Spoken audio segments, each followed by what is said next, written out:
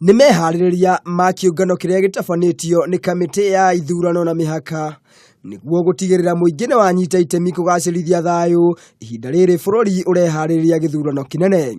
Kũringana na mũikarĩri gĩtĩ wa kamĩtĩ ĩno Wafula Chebukati, kĩũngano gĩkĩ nĩ gĩkarehe honge mwanya mwanya nĩguo gũtigĩrĩra onacio nĩ cianyita itemi harĩ thayũ wa bũrũri.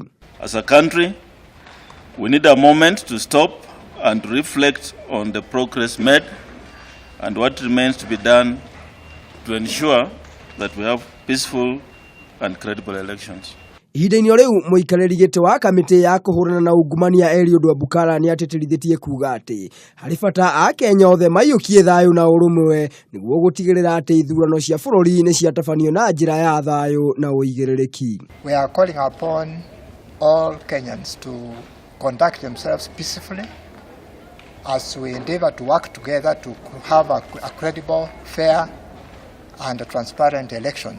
Kũringana na Chebukati, nĩ manyitĩte ũgeni atemi kuma ciama ciothe akiuga atĩ ĩno nĩ njĩra ĩmwe ya gũtigĩrĩra onao nĩ manyita itemi harĩ kũhunjia thayũ.